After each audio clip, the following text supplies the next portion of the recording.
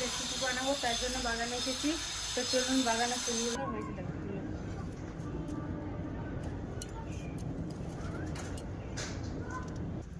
ফুলগুলো আমি উঠিয়ে নিয়েছি, দেখুন কত ফুল। সবজিগুলো কেটে নেবো। আজকে আমি সর্ষে ফুলে মোমো বানাবো, তার জন্য সবজিগুলো কেটে নেবো, ভেজ মোমো করবো। একটু কেটে নেবো।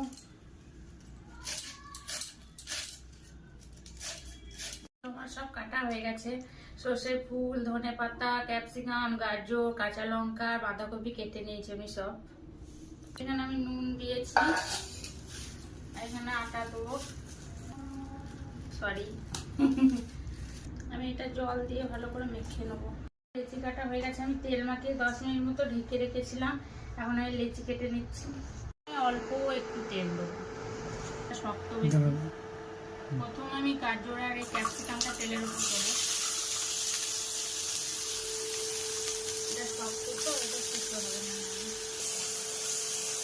খুব অল্প পরিমাণে লবণটা দেবো। এখন আমি বাঁধাকপি এই সবজিগুলো সব দিয়ে দেবো।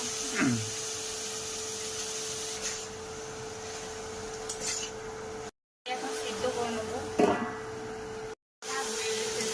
এখন আমি নামিয়ে নেবো কড়াই থেকে, বন্ধ করে দেবো। হাঁড়িতে আমি জল বসিয়ে দিয়েছি। এখন হাঁড়িতে জল বসিয়ে দিয়েছি, তা কতটা পরিমাণ জল দিয়েছি দেখুন। এখন আমি জল ঢাললে লেগে দেবে।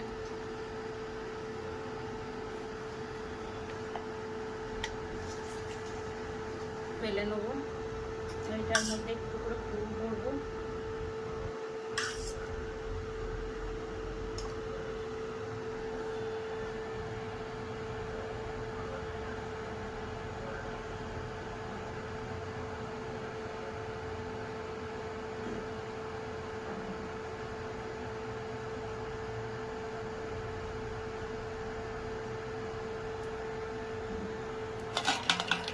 অনেক বড় হয়ে গেছিল।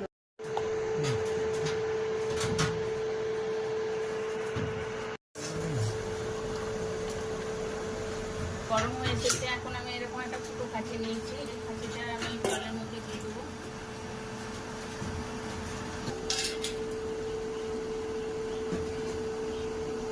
এই খাঁচিটার মধ্যে আমি একটু তেল মাখিয়ে দেবো। পুরো একটা একটা খাঁচির মধ্যে দিয়ে দেবো।